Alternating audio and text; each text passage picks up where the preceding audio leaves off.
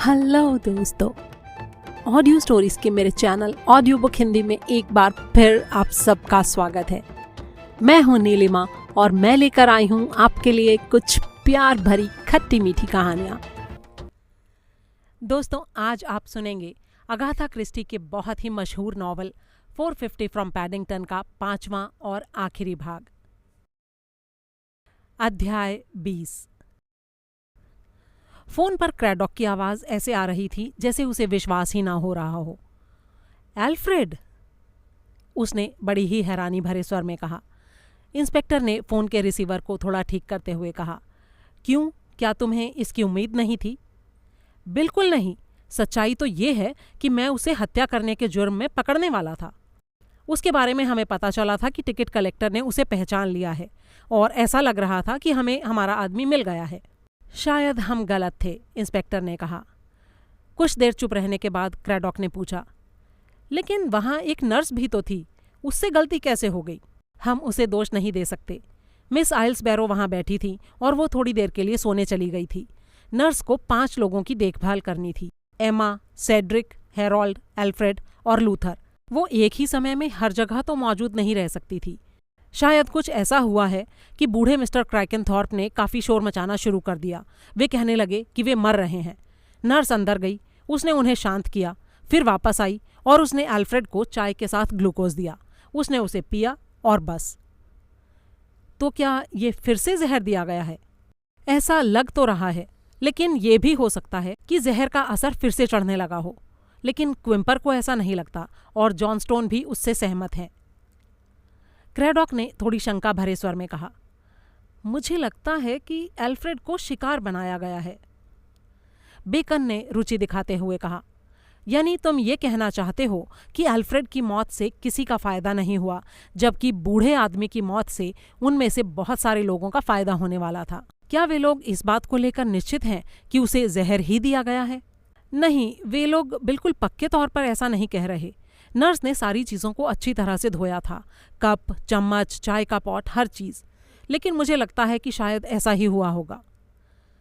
तो इसका मतलब ये हुआ कि इनमें से कोई एक मरीज बाकी लोगों से कम बीमार है। उसने मौका देखा और कप में जहर मिला दिया। क्रैडॉक ने कुछ सोचते हुए कहा। बेकन ने हंसते हुए जवाब दिया, इससे मज़ेदार कुछ भी नहीं हो सकता। हमने इस काम के लिए 2 नर्सों को लगाया था। मिस आइल्सबैरो के बारे में मैं कुछ नहीं कह रहा, मैंने भी कुछ लोग वहाँ लगा रखे थे। तो तुम आ रहे हो? हाँ, बिल्कुल आना ही होगा, क्रैडॉक ने ठंडी सांस लेते हुए कहा। जब वे लोग वहाँ पहुँच गए तो लूसी आइल्सबैरो हॉल में इंस्पेक्टर बेकन से मिलने आई। वो एकदम पीली पड़ी हुई लग रही थी। आपका समय तो काफ़ी खराब चल रहा है मिस लूसी, क्रैडॉक ने कहा। जी हाँ, ये सब एक बुरे सपने की तरह लग रहा है। कल रात तो मुझे सच में लगा कि सभी मरने वाले थे। तो क्या ये करी में था? जी हाँ, करी में ही जहर मिला है। उसमें जहर बहुत अच्छी तरह से मिलाया गया था। तब तो इसका मतलब है कि वो कोई परिवार का ही आदमी है। क्या कोई और संभावना नहीं है? इंस्पेक्टर ने पूछा। जी देखिए, मैंने करी बनाना काफ़ी देर से शुरू किया था, 6 बजे के बाद, क्योंकि मिस्टर लूथर क्रैकेनथॉर्प ने खास तौर पर करी की मांग की थी और मुझे करी पाउडर का एक नया टिन खोलना पड़ा था। इसलिए उसमें मिलावट नहीं हो सकती थी। मुझे लगता है कि करी के स्वाद में वो छिप जाती। जहर का कोई स्वाद नहीं होता, क्रैडॉक ने कहा।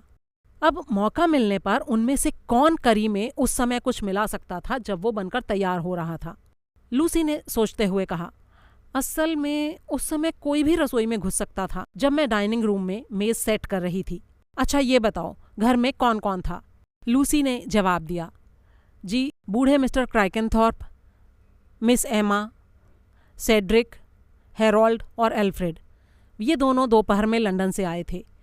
और हाँ, ब्रायन ईस्टली भी था, लेकिन वो डिनर से ठीक पहले चला गया था। उसे ब्रैकहैम्पटन में किसी से मिलना था। क्रैडॉक ने कुछ सोचते हुए कहा, ये बात क्रिसमस पर उस बूढ़े आदमी की बीमारी से मिलती जुलती है।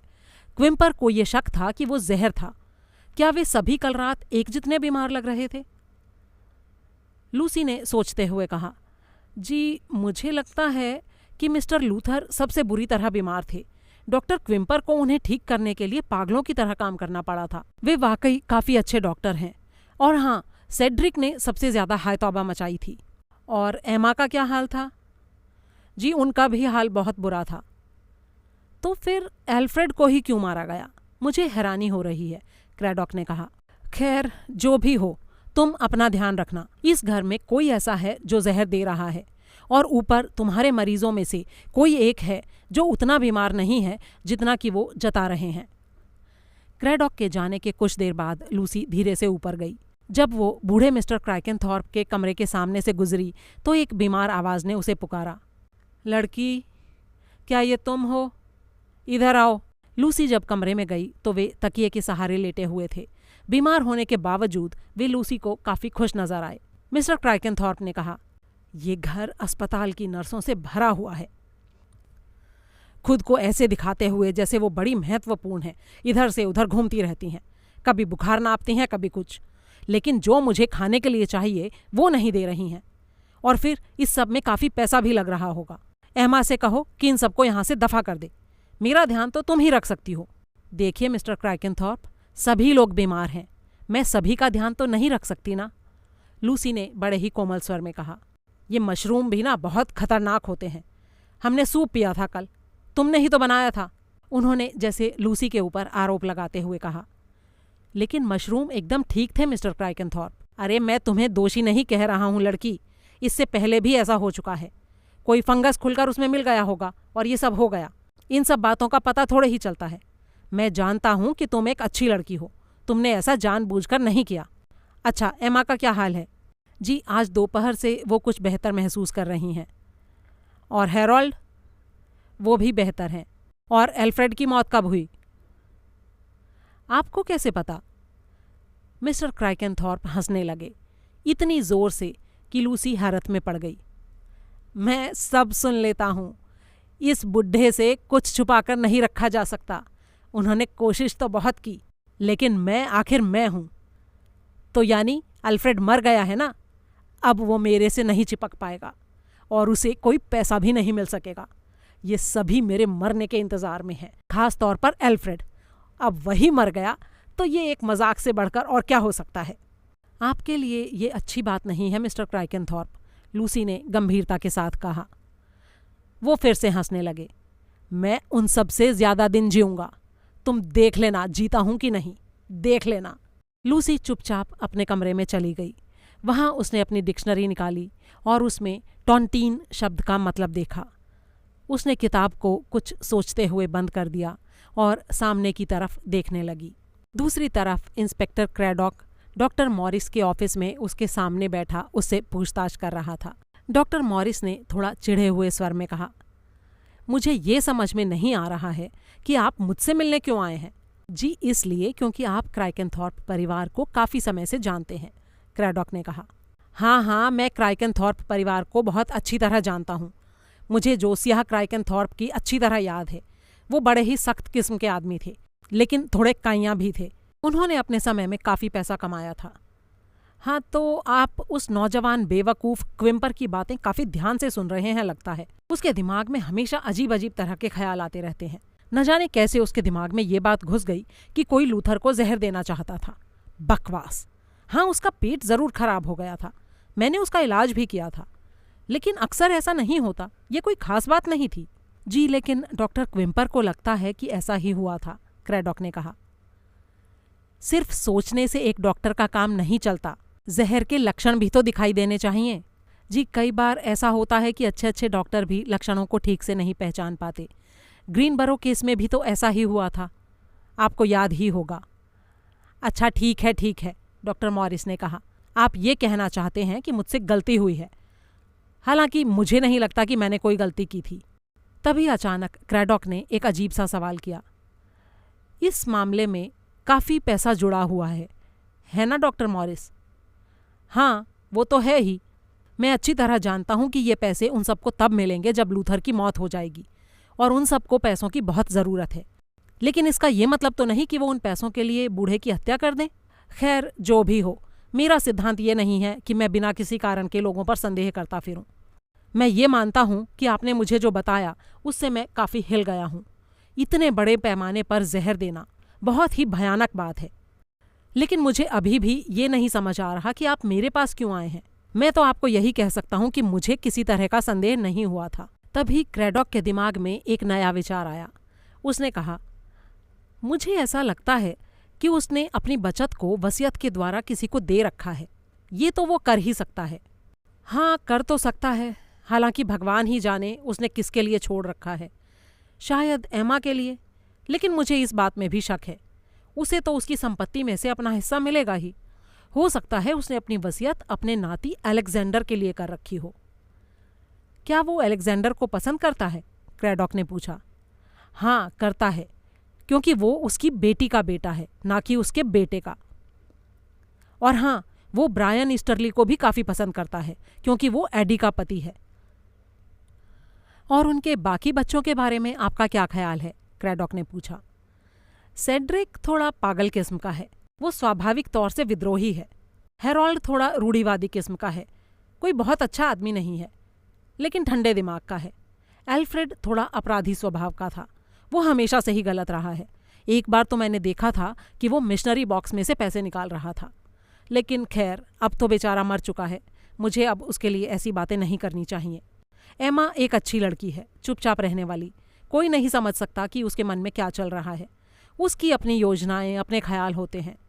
क्रैडॉक ने एक ठंडी सांस लेते हुए कहा, लेकिन इन सब में से कोई तो ऐसा है जो लालची है और चाहता है कि उसको जोसियाह क्राइकेनथॉर्प की सारी संपत्ति मिल जाए।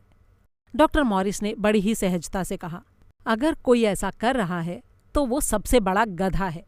उसे पता नहीं है कि उसे इस सब के लिए कितना सारा टैक्स देना पड़ेगा। अध्याय 21। लूसी एक एक करके सारे मरीजों के कमरे में खाने की ट्रे पहुंचा रही थी। आखिरी ट्रे एमा के लिए थी। वो उसके कमरे में घुसी और उसने ट्रे को एमा के घुटनों पर रख दिया। शुक्रिया लूसी, एमा ने कहा।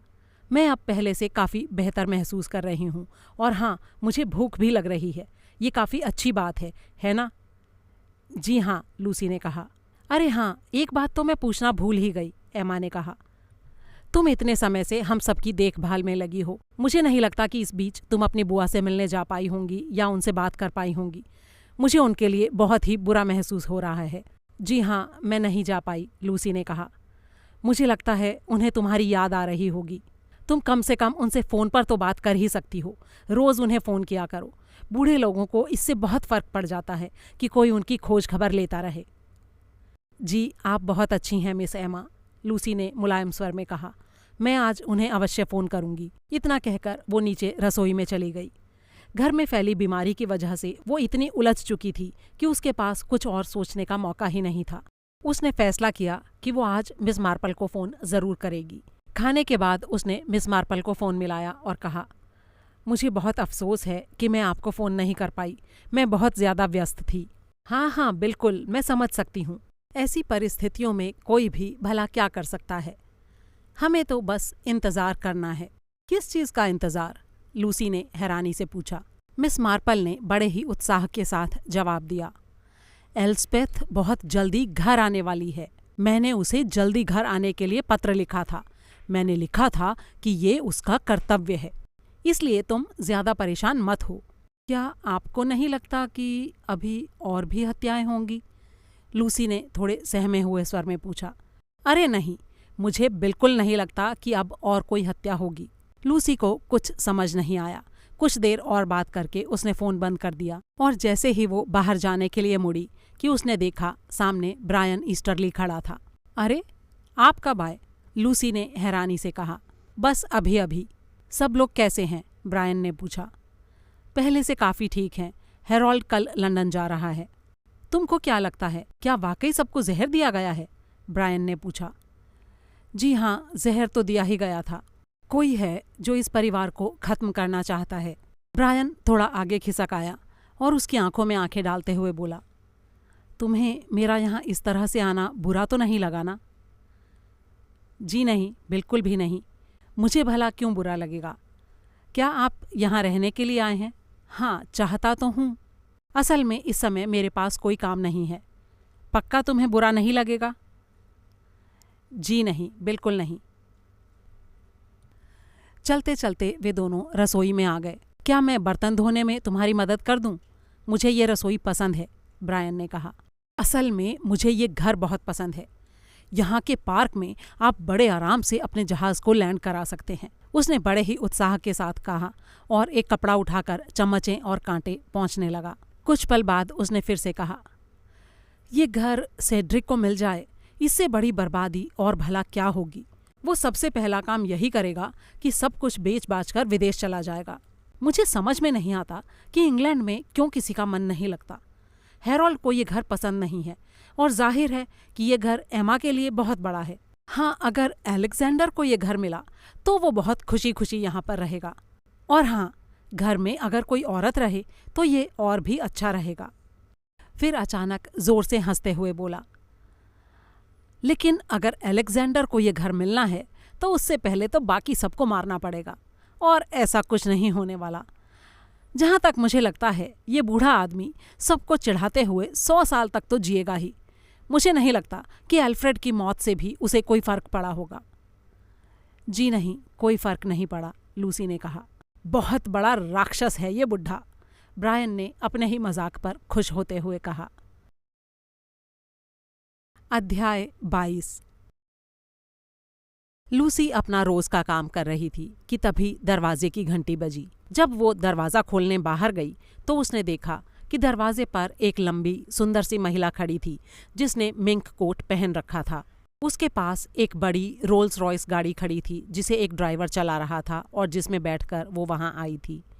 उसने बड़े ही मुलायम स्वर में कहा, क्या मैं मिस क्राइकनथॉर्प से मिल सकती हूँ? उसकी आवाज़ बहुत ही खूबसूरत थी, खुद उसी की तरह। वो करीब 35 साल की रही होगी। उसने अच्छी तरह से मेकअप किया हुआ था और महंगे कपड़े पहने थे। जी माफ़ी चाहूँगी, लेकिन मिस क्राइकनथॉर्प बीमार हैं और फिलहाल किसी से नहीं मिल सकती, लूसी ने कहा। मुझे पता है कि वो बीमार हैं, लेकिन ये बात बहुत ज़रूरी है, मुझे उनसे मिलना ही होगा। देखिए मैम, मुझे नहीं लगता, लूसी ने कहना शुरू ही किया था कि उसने लूसी को टोकते हुए कहा, मेरे ख्याल से तुम मिस आइल्सबैरो हो, है ना? मेरे बेटे ने मुझे तुम्हारे बारे में बताया था। मैं स्टोडार्ट वेस्ट की माँ हूँ और अलेक्जेंडर मेरे साथ ही रह रहा है। ओह अच्छा, लूसी ने कहा, और ये वाकई बहुत ज़रूरी है कि मैं मिस एमा से मिलूं।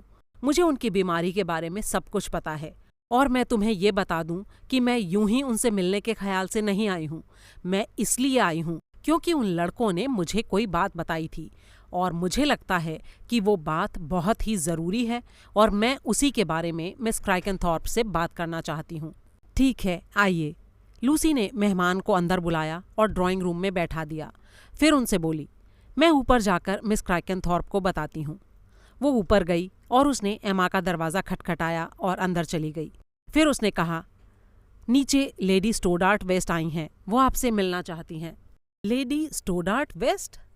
एमा को हैरत हुई। फिर अचानक उसके चेहरे पर चिंता का भाव उभर आया। वहाँ अलेक्जेंडर को कुछ हुआ तो नहीं? नहीं नहीं मैम, ऐसा लगता है कि लड़के वहाँ एकदम ठीक हैं। ऐसा लगता है कि उन लड़कों ने उन्हें कुछ बताया है। ऐसा लगता है कि उन लड़कों ने उन्हें कुछ बताया है और वो उसी के बारे में बात करना चाहती हैं। ओह अच्छा, फिर तो मुझे उनसे मिल लेना चाहिए। मैं ठीक तो लग रही हूँ ना लूसी? आप बहुत अच्छी लग रही हैं मिस, लूसी ने कहा। एमा अपने बिस्तर पर बैठी हुई थी, कंधे पर हल्का गुलाबी रंग का शॉल लपेटे और चेहरे पर हल्की मुस्कान लिए। उसके गहरे बालों को नर्स ने अच्छी तरह से कंघी किया हुआ था। लूसी ने एक दिन पहले टेबल पर पतझड़ के पत्तों को रखा था। उसका कमरा काफ़ी अच्छा लग रहा था और ऐसा नहीं लग रहा था कि वो किसी बीमार का कमरा है।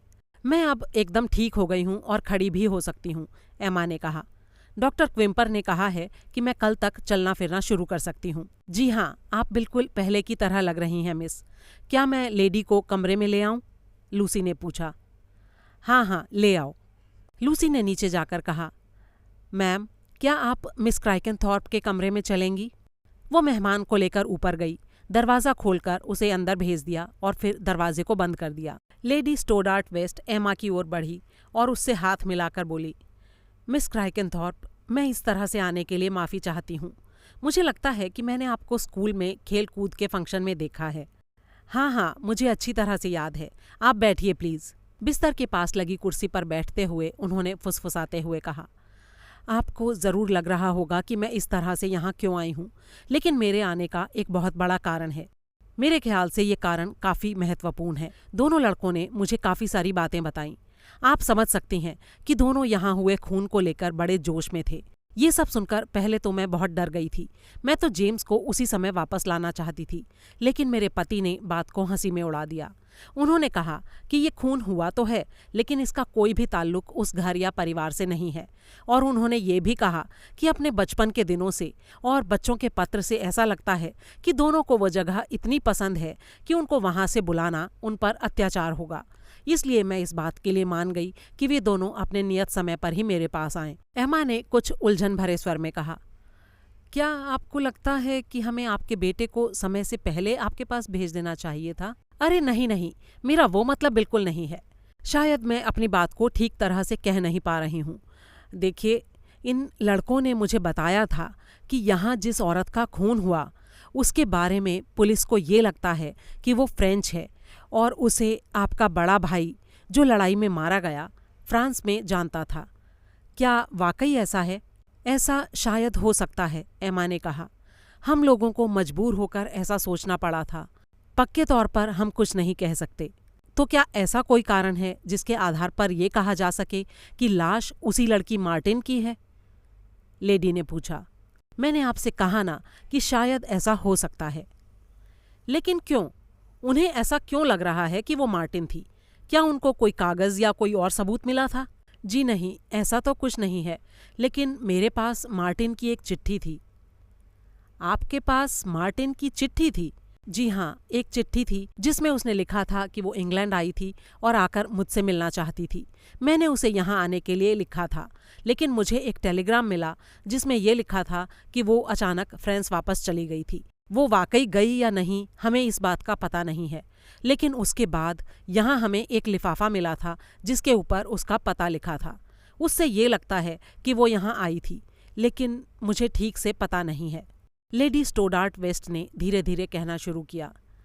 आपको ये बात समझ में नहीं आ रही होगी कि इससे मेरा क्या लेना देना है। ये सही भी है, मुझे आपके पास नहीं आना चाहिए था, लेकिन जब मैंने ये सुना, या यूं कहूं कि जब मुझे इस बारे में पता चला, तो मुझे आना ही पड़ा। मैं आपको ये बात बताना तो नहीं चाहती थी, लेकिन मुझे बतानी ही होगी कि मैं ही मार्टिन डुबोइस हूँ। एमा ने उसकी तरफ देखा। उसे उसकी बातों का कोई मतलब समझ नहीं आ रहा था। आपने क्या कहा? आप मार्टिन हैं? उसने सिर हिलाते हुए कहा। जी हाँ, मैं समझ सकती हूँ कि आपको ये सुनकर कितनी हैरानी हो रही होगी, लेकिन मैं ही मार्टिन हूँ। मैं ही आपके भाई एडमंड से मिली थी लड़ाई के शुरुआती दिनों में। वो हमारे घर पर रुका भी था, और उसके बाद की बात तो आप जानती ही हैं। हमें एक दूसरे से प्यार हो गया। हम शादी करने वाले थे कि डनकर्क की लड़ाई में एडमंड गायब हो गया। बाद में पता चला कि उसकी मौत हो गई। मैंने उस समय आपसे बात नहीं की थी। ये सब अब बीते ज़माने की बातें हैं, लेकिन मैं आपसे ये ज़रूर कहूँगी कि मैंने आपके भाई को बहुत प्यार किया था, दिलो जान से। फिर लड़ाई की सच्चाइयाँ सामने आईं। जर्मनी ने फ्रांस के ऊपर कब्जा कर लिया। मैं विरोधी पक्ष के लिए काम करने लगी। मुझे अंग्रेज़ों को फ्रांस से इंग्लैंड जाने में मदद करने का काम सौंपा गया था। उसी दौरान मैं अपने वर्तमान पति से मिली। वो एक एयरफोर्स ऑफिसर थे। उन्हें फ्रांस में पैराशूट से भेजा गया था, खास तरह के काम करने के लिए। जब लड़ाई खत्म हुई तो हमने शादी कर ली। एक आध बार मैंने ये सोचा भी कि आपसे मिलूं या आपको चिट्ठी लिखूं, लेकिन फिर मैंने ऐसा न करने का फैसला किया। मुझे लगा कि पुरानी यादों को ताज़ा करने से अब कोई फ़ायदा नहीं होने वाला है। मेरा नया जीवन शुरू हो चुका था, और पुराने जीवन को याद करने से कोई मकसद हल नहीं होने वाला था। लेकिन तब मुझे अजीब सी खुशी हुई जब मुझे ये पता चला कि मेरे बेटे जेम्स का स्कूल में सबसे अच्छा दोस्त जो लड़का था, वो एडमंड की बहन का बेटा था। अलेक्जेंडर मुझे काफ़ी कुछ एडमंड की तरह ही लगता है। ये बात तो आपको भी माननी पड़ेगी।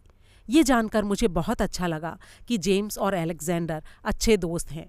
उसने आगे झुकते हुए एमा की बाह पर अपने हाथ रख दिए और अपनी बात जारी रखते हुए बोली, लेकिन जब मुझे ये पता चला कि जिस औरत का खून हुआ है उसके बारे में ये कहा जा रहा है कि वो मार्टिन थी, जिस मार्टिन को एडमंड जानता था, तो मुझे लगा कि मुझे आपको सच ज़रूर बता देना चाहिए, या तो आपको या फिर पुलिस को, किसी ना किसी को ज़रूर बता देना चाहिए। वो मरी हुई औरत और चाहे जो भी हो, लेकिन वो मार्टिन नहीं है। एमा को कुछ समझ नहीं आ रहा था। उसने बड़े ही उलझन भरे स्वर में कहा, मैं कुछ भी समझ नहीं पा रही हूँ। आप वो लड़की हैं जिसके बारे में एडमंड ने मुझे लिखा था, लेकिन मुझे ये बात समझ में नहीं आ रही है कि क्या आपने मुझे चिट्ठी लिखी थी? जी नहीं, बिल्कुल नहीं, मैंने आपको कोई चिट्ठी नहीं लिखी थी। तो फिर वो चिट्ठी कहाँ से आई? वो कोई ऐसी औरत थी जो मार्टिन बनकर आपसे पैसे ऐंठना चाहती थी। इस बारे में सिर्फ यही कहा जा सकता है, लेकिन ये नहीं कहा जा सकता कि वो कौन होगी। एमा ने धीरे से कहा, क्या उस समय कुछ और लोग थे जो इस सब के बारे में जानते थे? लेडी ने कंधे उचकाए और कहा, शायद हाँ, लेकिन ऐसा कोई नहीं था जो मेरे करीब हो। जब से मैं इंग्लैंड आई हूं, तब से इस बारे में मैंने किसी को कुछ नहीं बताया। और मैं इतने समय तक इंतजार क्यों करती? ये अजीब है, बहुत अजीब। एमा ने कहा, मुझे कुछ समझ नहीं आ रहा। ये देखते हैं कि इस बारे में इंस्पेक्टर क्रैडॉक क्या कहते हैं। लेकिन हाँ, एक बात जरूर कहूंगी कि मुझे इस बात की बहुत खुशी हुई कि आखिरकार मेरी तुमसे मुलाकात हुई। एडमंड आपके बारे में भी बहुत बातें करता था मिस एमा। वो आपको बहुत प्यार करता था। मैं अपने नए जीवन में खुश हूँ, लेकिन ये भी सच है कि मैं एडमंड को कभी नहीं भूल सकती। एमा ने पीछे होते हुए राहत की सांस ली और कहा, ये बहुत ही राहत की बात है। जब से हमें इस बात का डर था कि वो औरत मार्टिन हो सकती थी, तब से ये हमारे दिलो दिमाग पर एक बोझ सा बन गया था। लेकिन अब मेरे ऊपर से वो बोझ उतर गया है। मुझे नहीं पता कि वो कौन थी, लेकिन कम से कम उसका हम लोगों से कोई लेना देना नहीं था। अध्याय 23। हेरोल्ड के सेक्रेटरी ने उसे दोपहर की चाय लाकर दी। शुक्रिया मिस एलिस, आज मैं जल्दी घर जाऊंगा, उसने कहा। मेरे ख्याल से तो आपको आना ही नहीं चाहिए था मिस्टर क्राइकनथॉर्प। आप अभी भी कमज़ोर लग रहे हैं, मिस एलिस ने कहा। नहीं नहीं, मैं ठीक हूँ, हेरोल्ड ने कहा, लेकिन वो वाकई कमज़ोर महसूस कर रहा था। उसने उदास मन से सोचा, ये कितनी अजीब बात है। एल्फ्रेड को बच जाना चाहिए था और उस बूढ़े को मर जाना चाहिए था। आखिरकार वो 73-74 साल का है, बरसों से बिस्तर पर पड़ा है। अगर किसी को मरना चाहिए था तो उस बूढ़े को, लेकिन नहीं, एल्फ्रेड चला गया। जहां तक हेरोल्ड को मालूम था, एल्फ्रेड अच्छा खासा तंदुरुस्त था। उसे किसी तरह की कोई समस्या नहीं थी। वो अपनी कुर्सी पर सिर टिकाकर गहरी सांसें लेने लगा। सेक्रेटरी सही कह रही थी, उसे वाकई अच्छा नहीं लग रहा था, लेकिन फिर भी वो ऑफिस आना चाहता था, ये देखने के लिए कि कामकाज कैसा चल रहा था। उसने हर चीज को ध्यान से देखा। बढ़िया तरीके से सजा हुआ ऑफिस, कुर्सियां, सब कुछ एकदम महंगा। इस मामले में एल्फ्रेड हमेशा गलत साबित हुआ। अगर आप अमीर दिखते हैं तो लोग समझते हैं कि आप अमीर हैं। उसकी माली हालत के बारे में अभी तक किसी तरह की अफवाह नहीं उड़ी थी, लेकिन उसे ढहने से बहुत दिन तक रोका भी नहीं जा सकता था। अगर एल्फ्रेड की जगह उसके पिता की मौत हो जाती तो इस सब को टाला जा सकता था, लेकिन फिर भी दुखी नहीं दिखना जरूरी लग रहा था। अमीरों जैसा पहनावा, एल्फ्रेड जैसा नहीं जो हमेशा अभाव में घिरा दिखाई देता था। वो जैसा था वैसा ही दिखाई देता था, छोटा मोटा कमाऊ आदमी जिसने कभी भी बड़ा पैसा कमाने के बारे में सोचा ही नहीं। थोड़ा बहुत पैसा कमा लेता, कुछ दिन ऐश करता और फिर वही गरीबी। उसे देखकर कुछ भी खास नहीं लगता था। कुल मिलाकर ये नहीं कहा जा सकता था कि एल्फ्रेड की मौत कोई बड़ा नुकसान था। उसे एल्फ्रेड से कोई खास लगाव नहीं था, और चूंकि अब एल्फ्रेड रास्ते से हट गया है तो उसके दादा की संपत्ति में एक दावेदार और कम हो गया है। अब 5 की जगह संपत्ति 4 भागों में बटेगी। ये कितनी अच्छी बात है। हेरोल्ड के चेहरे पर चमक आ गई। वो उठा, उसने अपना हैट और कोट उठाया और बाहर निकल पड़ा। बेहतर होगा कि वो 1-2 दिनों तक आराम कर ले। वो अभी भी उतना ताकतवर महसूस नहीं कर रहा था। उसकी कार नीचे इंतजार कर रही थी और वो जल्दी ही लंदन के ट्रैफिक को चीरता हुआ अपने घर पहुंचने वाला था। जब वो घर पहुंचा तो उसके नौकर डार्विन ने दरवाज़ा खोला। उसने कहा, मालकिन अभी आई हैं सर। कुछ देर तक हेरोल्ड ने उसे घूरा। क्या? एलिस?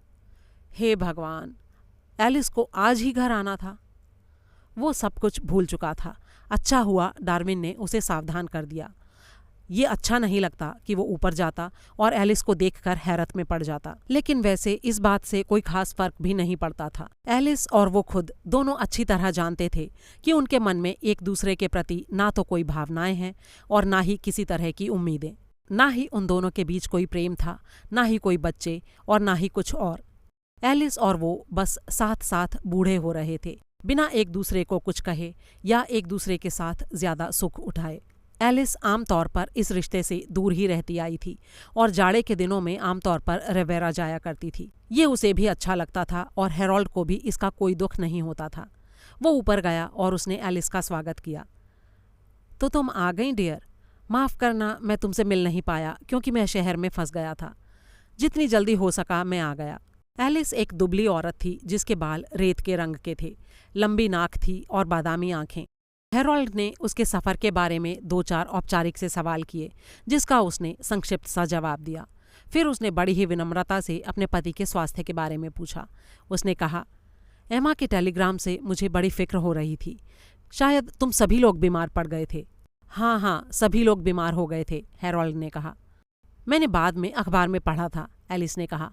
उसी दौरान एक होटल में 40 लोग खराब खाना खाने से बीमार पड़ गए थे।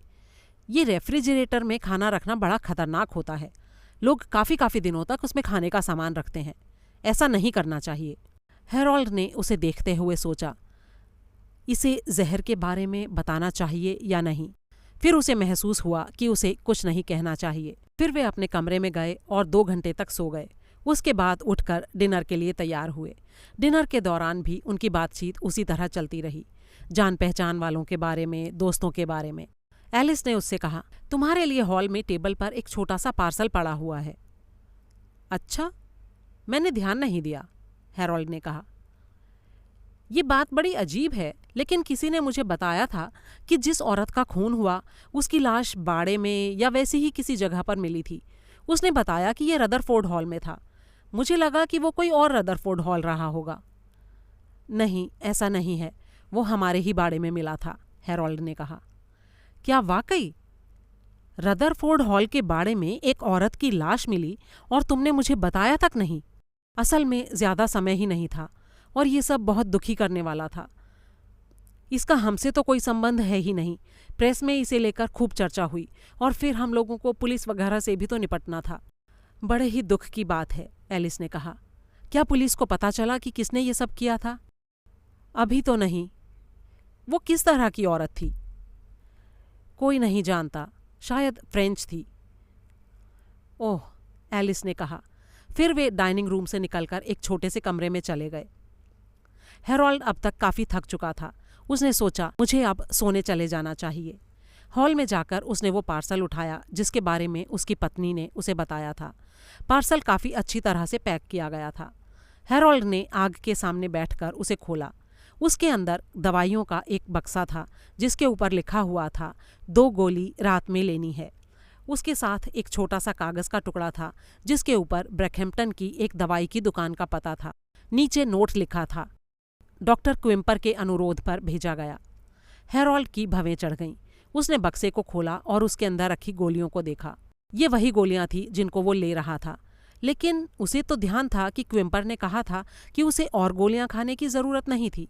क्या हुआ, तुम कुछ परेशान लग रहे हो? एलिस ने उसके चेहरे के भावों को देखते हुए पूछा। नहीं, कुछ खास नहीं। इसमें कुछ दवाएं हैं, मैं रात को लेता हूँ, लेकिन मुझे ऐसा याद आ रहा है कि डॉक्टर ने कहा था कि मुझे और गोलियां खाने की ज़रूरत नहीं है। कहीं ऐसा तो नहीं कि तुम्हें गलती हुई हो? डॉक्टर ने कहा हो कि इन्हें लेना मत भूलना। हो सकता है उसने ऐसा कहा हो, मुझे ठीक से कुछ याद नहीं आ रहा, हेरोल्ड ने कहा। उसने नज़रें उठाकर एलिस की ओर देखा।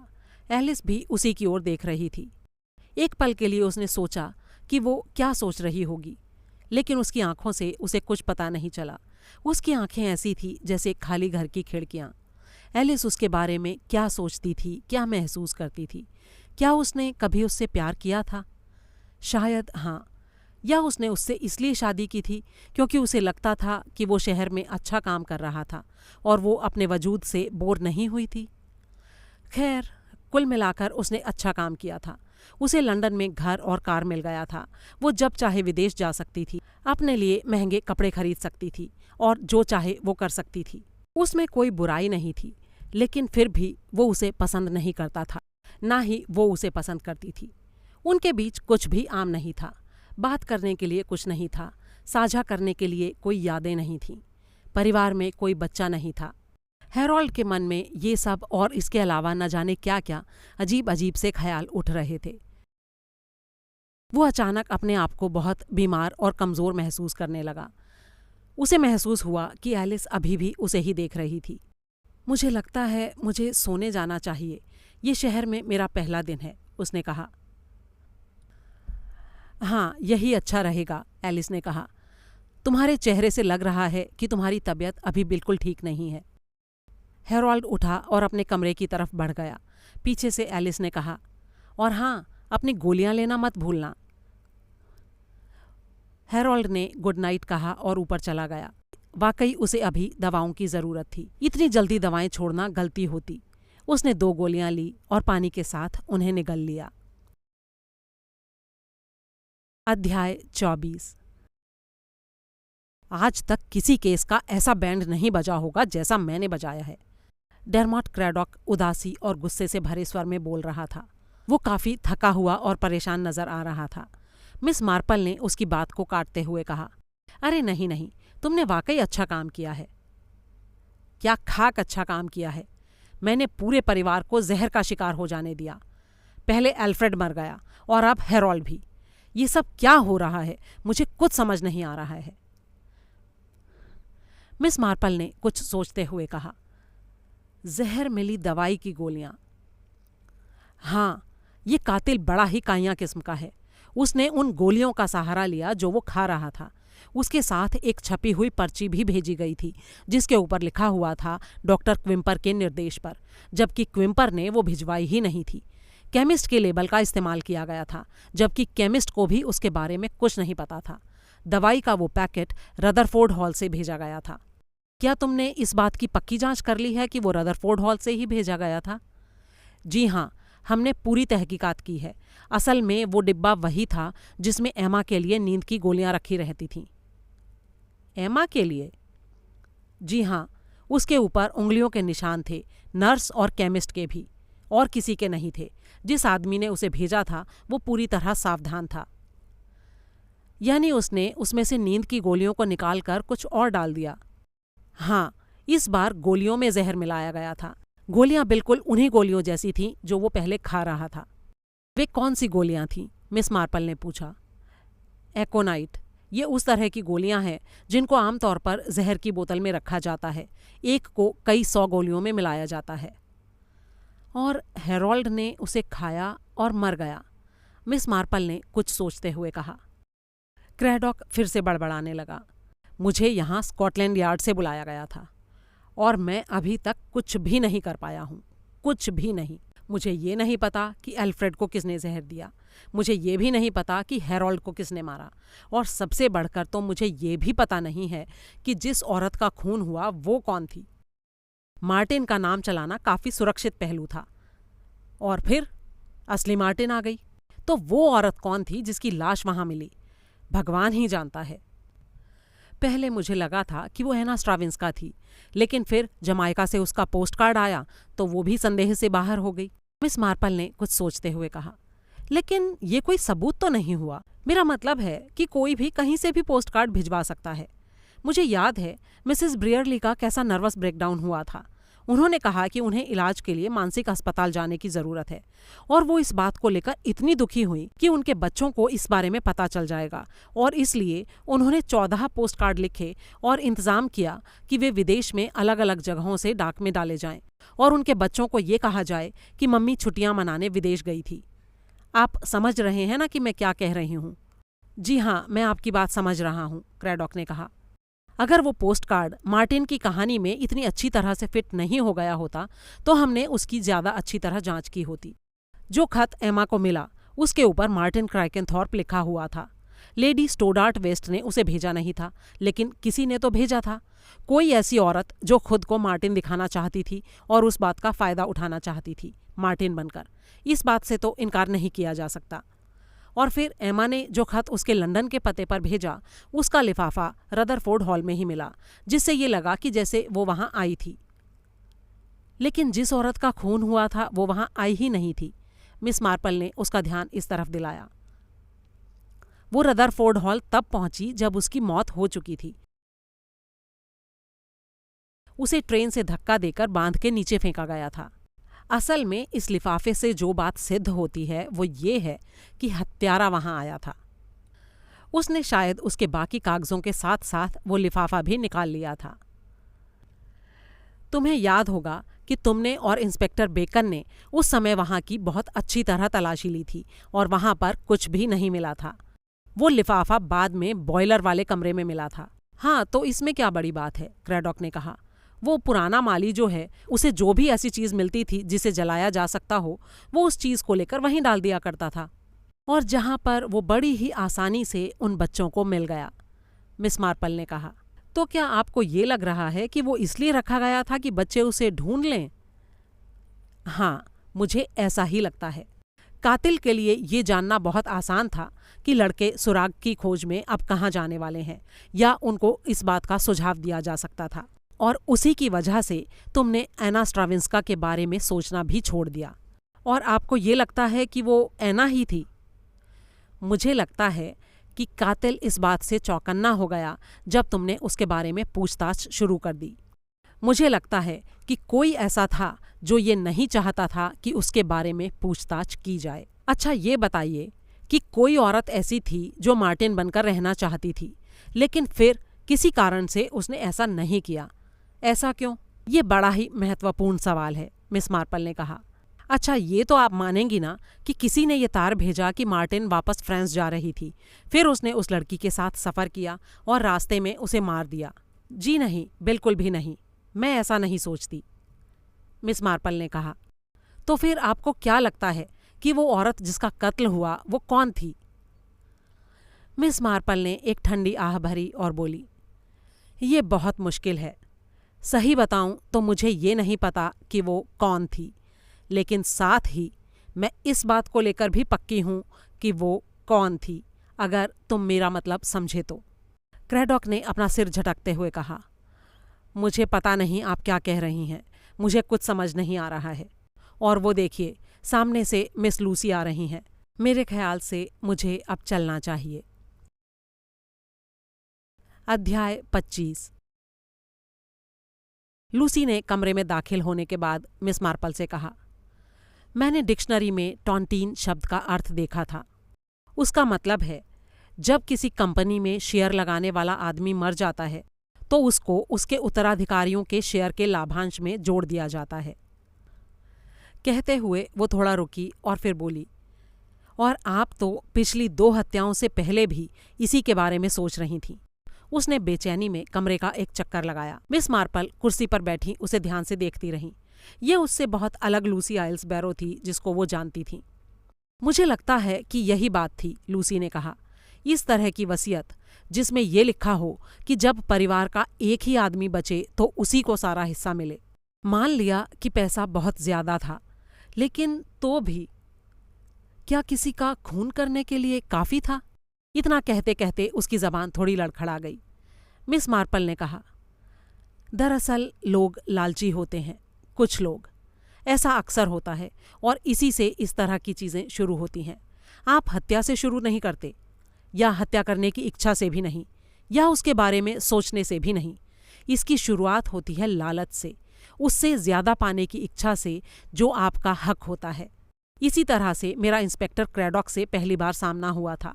गांव में एक केस हुआ था। सब कुछ इसी तरह से शुरू हुआ। एक कमजोर चरित्र का आदमी था जिसे बहुत सारा पैसा चाहिए था। वो पैसा जिसके लिए वो आदमी हकदार तो नहीं था, लेकिन उसे पाने का रास्ता उसे आसान लग रहा था। वो हत्या नहीं करना चाहता था, कुछ इतना आसान, इतना सहज कि उसे उसमें कुछ भी गलत नहीं लग रहा था। सब कुछ इस तरह से शुरू हुआ, लेकिन कहानी का अंत हुआ हत्या में। और इसी तरह यहाँ भी अब तक 3 खून हो चुके हैं। लूसी ने कहा। वो औरत जो मार्टिन बनकर अपने बेटे के लिए हिस्से का दावा कर सकती थी, उसके बाद एल्फ्रेड और अब हैरोल्ड, और अब सिर्फ 2 बचे हैं। तुम्हारा मतलब है कि अब सिर्फ सेड्रिक और एमा बच गए हैं? मिस मार्पल ने पूछा। नहीं, एमा नहीं, वो लंबा गहरे रंग का आदमी नहीं है। मेरा मतलब है सेड्रिक और ब्रायन ईस्टरली। मैंने ब्रायन के बारे में पहले नहीं सोचा था क्योंकि वो काफ़ी गोरा है, उसकी मूछें सफ़ेद हैं और आंखें नीली। लेकिन उस दिन। इतना कहकर वो रुक गई। हाँ हाँ कहो, किसी बात ने तुम्हें दुखी कर दिया है, यही बात है ना? जी हाँ, ये तब की बात है जब लेडी स्टोडार्ट वेस्ट वापस जा रही थी। उन्होंने जाते समय मुझे गुड बाय कहा और फिर कार में बैठते हुए अचानक मेरी तरफ मुड़कर बोली, वो लंबा गहरे रंग का आदमी कौन था जो उस समय छत पर खड़ा था जब मैं आई थी? मुझे समझ में नहीं आया कि वो किसके बारे में बात कर रही थी, क्योंकि सेड्रिक अभी भी बिस्तर पर था। इसलिए मैंने कुछ उलझन में पड़ते हुए कहा, आपका मतलब कहीं ब्रायन ईस्टरली से तो नहीं है? और उन्होंने जवाब दिया, हाँ, वही स्क्वाड्रन लीडर ईस्टरली। लड़ाई के दिनों में फ्रांस में वो एक बार हमारी छत पर छिपा था। मुझे याद है जिस तरह से वो खड़ा होता था, मैंने उसके कंधों से ही उसे पहचाना। मैं एक बार उससे मिलना चाहूँगी, उन्होंने कहा। लेकिन जब हमने ब्रायन को ढूंढा तो वो कहीं नहीं मिला।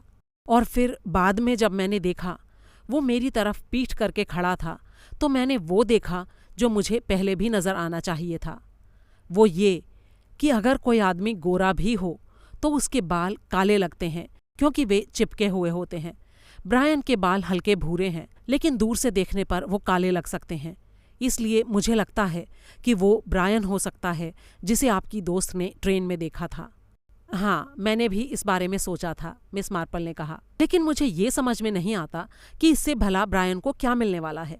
मेरा मतलब है, पैसा तो अलेक्जेंडर को मिलेगा, उसको नहीं। उसकी जिंदगी शायद आरामदेह तो हो जाएगी, लेकिन वो अपनी योजनाओं के लिए कोई पैसा नहीं ले पाएगा, इस तरह की किसी भी चीज़ के लिए। मिस मार्पल ने कहा, लेकिन अगर अलेक्जेंडर को 21 साल की उम्र से पहले कुछ हो जाता है तो उसका पिता होने के कारण सारा पैसा ब्रायन को ही मिलेगा। लूसी ने डरी हुई नज़रों से उनकी ओर देखा। नहीं नहीं, वो ऐसा नहीं करेगा। कोई बाप सिर्फ पैसे के लिए ऐसा नहीं कर सकता। बड़े दुख की बात है लूसी, लेकिन पैसे के लिए लोग कुछ भी कर सकते हैं। मैं एक औरत को जानती हूँ जिसने इंश्योरेंस के पैसे के लिए अपने 3 बच्चों को जहर दे दिया था। और एक और बूढ़ी औरत थी, बड़े ही अच्छे स्वभाव की। उसने अपने बेटे को जहर दे दिया था जब वो छुट्टियों में घर आया था। और ये सब हुआ था सिर्फ पैसे के लिए। दुनिया में हर तरह के लोग होते हैं लूसी। तो आपके ख्याल से मुझे क्या करना चाहिए? लूसी ने पूछा। तुम्हें परेशान होने की कोई ज़रूरत नहीं है। एल्स्पेथ मैगिलिकडी जल्दी ही यहाँ आने वाली है। आपने ये बात मुझे पहले भी कही थी, लेकिन मुझे ये समझ में नहीं आ रहा है कि इसका उस सब से क्या लेना है। मैं खुद को चिंता करने से रोक नहीं पा रही हूँ। दरअसल मेरी दिलचस्पी इस परिवार में हो गई है। मुझे पता है ये तुम्हारे लिए कितना मुश्किल है, मिस मार्पल ने मुस्कुराते हुए कहा। ब्रायन के प्रति तुम्हारे मन में जो भाव हैं वो मुझसे छुपे नहीं हैं। लेकिन वो खूनी भी तो हो सकता है, लूसी ने कड़वे स्वर में कहा। एक वो सेड्रिक है जिसे अपने भाइयों की मौत की कोई परवाह ही नहीं है, खाली बैठकर पैसा खर्च करने की योजनाएं बनाता रहता है। और ये कि वो रदरफोर्ड हॉल का क्या करेगा। और वो ब्रायन, ये बड़ी ही अजीब बात है, लेकिन वो कहीं जाना ही नहीं चाहता। वो सिर्फ उसी घर में ही रहना चाहता है। उसे लगता है कि उसे और अलेक्जेंडर को वहाँ बहुत मज़ा आएगा और उसके पास बहुत सी योजनाएं भी हैं। वो हमेशा किसी न किसी तरह की योजना ही बनाता रहता है ना? मिस मार्पल ने पूछा। हाँ, उसकी योजनाएं सुनने में तो बहुत अच्छी लगती हैं, लेकिन उन्हें व्यावहारिक रूप दे पाना संभव नहीं होता। यानी वो ख्याली पुलाव पकाता है। हाँ, वो भी कई तरह की। उसकी सारी योजनाएं हवा हवाई होती हैं। और उसे रदरफोर्ड हॉल इसलिए बहुत पसंद है क्योंकि ये उसे उस विक्टोरियाई घर की याद दिलाता है जहां वो बचपन में रहता था। मिस मार्पल ने कनखियों से लूसी की ओर देखते हुए कहा। लेकिन बात इतनी ही नहीं है, कुछ और भी है। बताओ, वो और क्या है? जी हाँ, कुछ और भी है। एक ऐसी बात जिसके बारे में मुझे कुछ दिनों पहले तक पता ही नहीं था। ब्रायन खून के वक्त ट्रेन में हो सकता था। पैडिंगटन से चलने वाली 4:33 की ट्रेन में? जी हाँ। दरअसल हुआ ये कि एमा को लगा कि 20 दिसंबर की उसकी गतिविधियों के बारे में भी पूछताछ की जाएगी, और उसने बड़े ध्यान से पूरा खाका बनाया। सुबह में कमेटी की मीटिंग, दोपहर में खरीदारी, और फिर ग्रीन शैमरॉक में चाय, और फिर उसने कहा कि वो स्टेशन पर ब्रायन से मिलने गई थी। जिस ट्रेन में वो उससे मिली वो ट्रेन थी पैडिंगटन से चलने वाली 4:50 की ट्रेन, लेकिन वो पिछली ट्रेन में ही था और उसने जताया ऐसे जैसे कि वो अगली ट्रेन से आ रहा हो। उसने मुझे कहा कि उसकी कार खराब हो गई थी, इसलिए उसे ट्रेन से आना पड़ा, जबकि उसे ट्रेन से नफरत है। ऐसे सुनने में तो सब कुछ ठीक लग रहा था, लेकिन पता नहीं क्यों मुझे ये लग रहा है कि वो ट्रेन से नहीं आया था। नहीं, असल में वो ट्रेन में ही था, मिस मार्पल ने कुछ सोचते हुए कहा।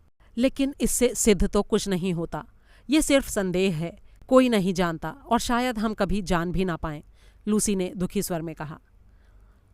हम जानेंगे डियर, बिल्कुल जानेंगे। मेरा मतलब है ये सब अभी रुकने वाला नहीं है, लेकिन तुम परेशान मत हो। पुलिस हर पहलू से मामले को देख रही है, और सबसे बड़ी बात यह है कि एल्स्पेथ बहुत जल्दी यहाँ आने वाली है। अध्याय 26। तो एल्स्पेथ, तुम ठीक से समझ गई ना कि मैं क्या चाहती हूँ कि तुम क्या करो? हाँ हाँ, समझ गई हूँ, मिसेस मैगिलिकडी ने कहा। लेकिन ये सब बड़ा ही अजीब लग रहा है जेन। अरे कुछ अजीब नहीं है। तुम उस घर में पहुंचते ही ये कहना कि तुमने कुछ ऐसा खा लिया है जो तुम्हें पच नहीं रहा, और इसलिए तुम छत पर खुली हवा में जाना चाहती हो। लेकिन क्या तुम मुझे ये बताओगी कि आखिर तुम करना क्या चाहती हो जेन? मिसेस मैगिलिकडी ने कहा। नहीं, वो मैं तुम्हें नहीं बताना चाहती। तुम कितनी नालायक हो। पहले तुमने मुझे इंग्लैंड आने के लिए मजबूर किया, और अब तुम मुझसे अपनी पसंद का काम करवा रही हो और मुझे कुछ बता भी नहीं रही हो कि ये सब किस लिए है। उसके लिए मैं माफ़ी मांगती हूँ डियर, लेकिन मैं और कुछ नहीं कर सकती थी। किसी भी पल किसी की भी हत्या हो सकती है। पुलिस पूरी सावधानी बरत रही है, लेकिन हत्यारे बहुत चालाक हैं। इसलिए ये तुम्हारा कर्तव्य था कि तुम वापस आओ और हमारी मदद करो। अच्छा ठीक है, चलो। मिसेस मैगिलिकडी ने अपना कोट पहना और मिस मार्पल ने खुद को शॉल में अच्छी तरह लपेट लिया। फिर दोनों टैक्सी में बैठकर रदरफोर्ड हॉल की तरफ चल पड़ी। एमा ने खिड़की से बाहर देखते हुए कहा, ये टैक्सी में कौन आ रहा है? मुझे लगता है कि लूसी की बुआ आई हैं। अरे वो बोर औरत फिर आ गई, सेड्रिक ने कहा। उसे कह दो कि तुम घर में नहीं हो। अच्छा, तुम ये कह रहे हो कि मैं बाहर जाकर उससे कह दूं कि मैं घर में नहीं हूं, या लूसी को बुलाकर कह दूं कि वो जाकर अपनी बुआ को कह दे कि मैं घर में नहीं हूं? ओहो, ये तो मैंने सोचा ही नहीं था, सेड्रिक ने कहा। आने दो, और कर भी क्या सकते हैं। 2 पल बाद दरवाज़ा खुला और शॉल में लिपटी मिस मार्पल अपनी सहेली के साथ अंदर दाखिल हुई। उन्होंने कहा, मैं उम्मीद करती हूँ कि हम आपके घर में गलत समय पर नहीं आए होंगे, लेकिन मैं परसों घर जा रही हूँ और जाने से पहले मैं आपको अलविदा कहने आने से खुद को रोक नहीं पाई। और फिर मुझे आपका शुक्रिया भी अदा करना था, आप लोगों ने लूसी के साथ जो इतनी अच्छाई दिखाई है उसके लिए। अरे हाँ, मैं तो भूल ही गई, ये मेरी सहेली हैं मिसेस मैगिलिकडी, जो मेरे साथ ही रहती हैं। मिसेस मैगिलिकडी ने अभिवादन किया और एमा से कहा, कैसी हैं आप? एमा कुछ जवाब देती उससे पहले ही लूसी कमरे में आई। अरे जेन आंटी, आप? मुझे तो पता ही नहीं था कि आप आने वाली हैं। दरअसल मुझे मिस क्राइकनथॉर्प को अलविदा कहना था, मिस मार्पल ने कहा। लूसी हमारे प्रति बहुत ही दयालु रही है। उसने हमारी जिंदगी को बहुत ही आसान बना दिया है जब से वो यहाँ आई है, एमा ने कहा। हाँ वाकई, सेड्रिक ने कहा। हम तो उससे किसी गुलाम की तरह काम लेते हैं। बीमारों की देखभाल करना, खाना पकाना, बार बार ऊपर नीचे चक्कर काटना, और भी न जाने क्या क्या। मिस मार्पल ने कहा, आप लोगों की बीमारी के बारे में सुनकर बड़ा अफसोस हुआ। उम्मीद है अब आप लोग पूरी तरह से ठीक हो गए होंगे। जी हाँ, अब हम पूरी तरह ठीक हैं, एमा ने कहा। लूसी ने मुझे बताया था कि आप सभी काफ़ी बीमार थे, खाने में कुछ मिलावट की वजह से, शायद मशरूम की वजह से। जी, कारण अभी तक समझ नहीं आया, एमा ने कहा। सेड्रिक ने थोड़े तीखे स्वर में कहा, अच्छा, आपने वो अफवाहें नहीं सुनी जो उड़ाई जा रही हैं?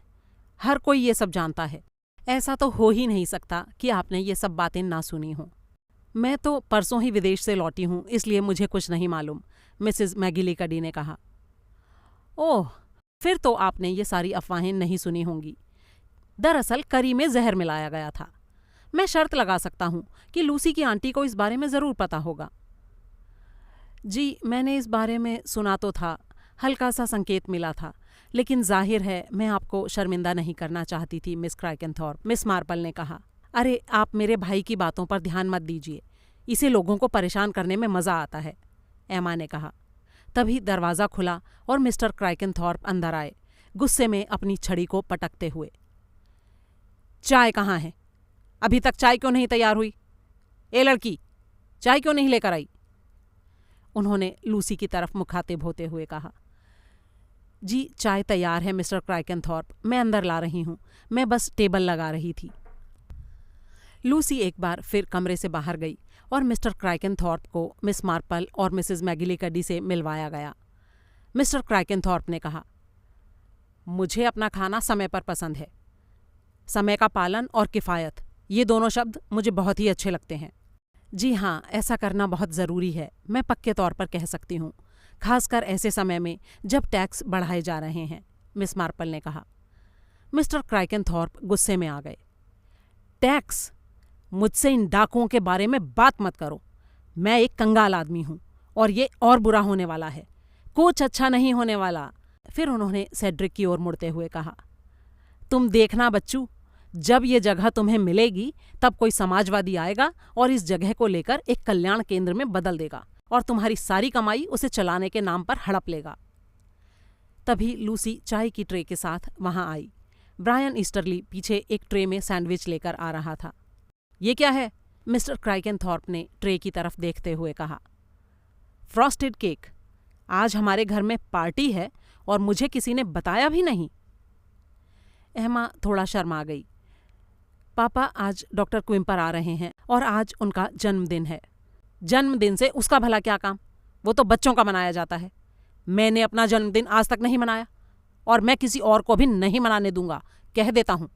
चलो, फिर तो सस्ते में काम हो गया, सेड्रिक ने मजे लेते हुए कहा। मोमबत्तियों और केक का खर्चा बच गया। मिस मार्पल ब्रायन ईस्टरली के साथ हाथ मिला रही थी। उन्होंने कहा, मैंने आपके बारे में लूसी से काफ़ी सुना है। आप मुझे एक ऐसे आदमी की याद दिला रहे हैं जिसे मैं सेंट मैरी मीड में जानती थी। ये वही गांव है जहां मैं कई सालों तक रही। फिर वे ब्रायन से यूं ही इधर उधर की बातें करने लगी। एमा भी उस बातचीत में शामिल हो गई। ठीक उसी वक्त मिस मार्पल का हैंडबैग नीचे गिर गया और ब्रायन ने उसे उठाकर उन्हें वापस दे दिया। मिसेस मैगिलीकडी एमा के पास आई और फुसफुसाते हुए बड़ी दुख भरी आवाज़ में बोली, क्या मैं थोड़ी देर के लिए ऊपर जा सकती हूँ? जी हाँ, क्यों नहीं, एमा ने कहा, मैं आपको ले चलती हूँ। लूसी ने कहा, आप बैठिए मिस एमा, मैं इन्हें ले जाती हूँ। लूसी और मैगिलीकडी एक साथ कमरे से बाहर चले गए। तभी ब्रायन ने कहा, लो, डॉक्टर क्विम्पर भी आ गए। डॉक्टर की कार नजर आई और वे अपने हाथों को मलते हुए अंदर आए। साफ दिखाई दे रहा था कि उन्हें काफ़ी ठंड लग रही थी। लगता है बर्फ पड़ने वाली है। हेलो एमा, कैसी हो? और ये सब क्या हो रहा है? डॉक्टर ने कहा, हमने आपके लिए बर्थडे केक बनाया है। याद है ना, आपने कहा था आज आपका जन्मदिन है। अरे वाह, मैंने इस सब की उम्मीद नहीं की थी। मुझे याद आता है, करीब 16 साल हो गए तब से मेरा जन्मदिन किसी को याद नहीं रहता। क्विम्पर ने बड़े ही खुश स्वर में कहा। उन्हें बहुत अच्छा लग रहा था। क्या आप मिस मार्पल को जानते हैं डॉक्टर? एमा ने उनका परिचय करवाते हुए कहा। हाँ, मैं तो जानती हूँ, मिस मार्पल ने कहा। मैं जब यहाँ आई थी तो डॉक्टर क्विम्पर से मिली थी। उस दिन जब मुझे ठंड लग गई थी तो ये मुझे देखने भी आए थे। बड़े अच्छे आदमी हैं। मुझे उम्मीद है कि अब आप ठीक होंगी, डॉक्टर ने कहा। जी हाँ, मैं पूरी तरह ठीक हूँ, मिस मार्पल ने कहा। चलो चाय पीते हैं, मिस्टर क्राइकेनथॉर्प ने सबको टोकते हुए कहा। हम किस बात का इंतज़ार कर रहे हैं? चलो। जी हाँ, ज़रूर। मेरी दोस्त का इंतज़ार मत कीजिए, अगर आपने किया तो उसे अच्छा नहीं लगेगा, मिस मार्पल ने कहा। सब लोग बैठकर चाय पीने लगे। मिस मार्पल ने पहले ब्रेड और मक्खन लिया और उसके बाद सैंडविच। क्या ये मछली है? उन्होंने झिझकते हुए कहा। जी हाँ, ब्रायन ने कहा, इसे बनाने में मैंने मदद की है। मिस्टर क्राइकेनथॉर्प हंसने लगे। इसमें जहर मिला हुआ है, अपनी जिम्मेदारी पर खाइएगा। अरे पापा, अब रहने भी दीजिए, एमा ने कहा। मिस्टर क्राइकेनथॉर्प ने फिर से कहा, आप यहाँ जो भी खाएं उसके लिए सावधान रहें। मेरे 2 बेटे मक्खियों की तरह मर गए। ये कर कौन रहा है, मैं ये जानना चाहता हूँ। इस बीच सेड्रिक ने एक सैंडविच उठाया और खाने लगा। मिस मार्पल ने हंसते हुए एक सैंडविच और उठा लिया।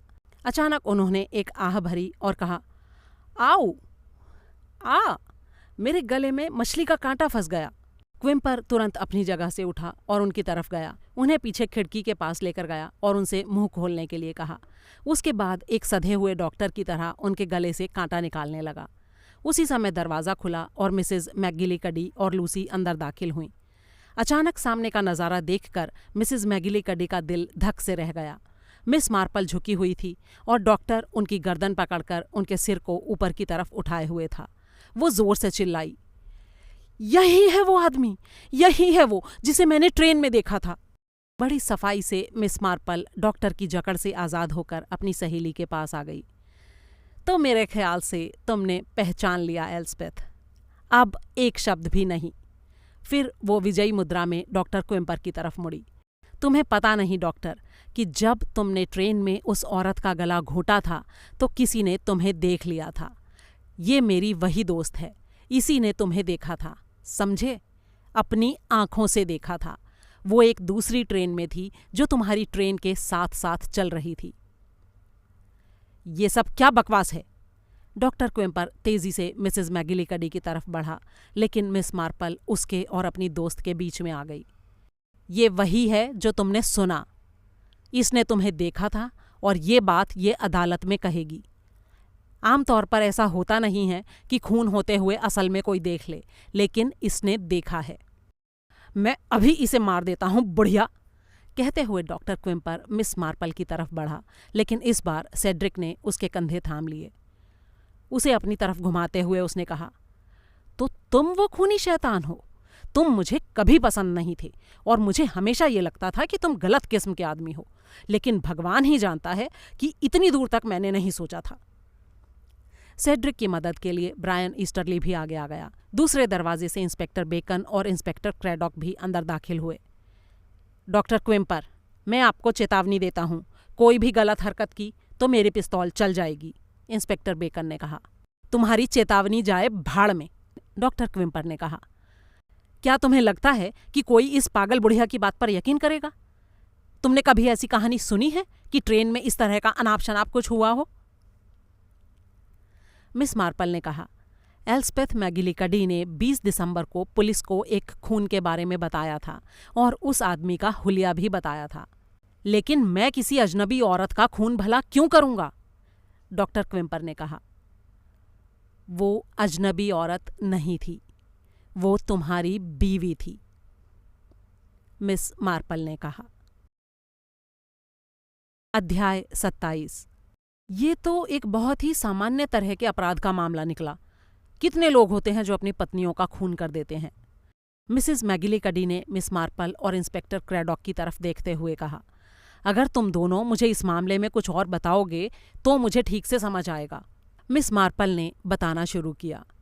देखो, उसे ये लगा कि वो एक अमीर औरत एमा से शादी कर सकता है, लेकिन वो उस टाइम शादी इसलिए नहीं कर सकता था क्योंकि उसकी पहले से ही एक पत्नी थी। वे सालों से अलग तो रह रहे थे, लेकिन उनके बीच तलाक नहीं हुआ था। इंस्पेक्टर क्रैडॉक ने मुझे एना स्ट्राविंस्का के बारे में बताया। उसका पति अंग्रेज था। उसने अपनी एक दोस्त को कहा था कि उसका पति पक्का कैथोलिक है, इसीलिए वो एमा से पहली पत्नी के रहते दूसरी शादी नहीं कर सकता था।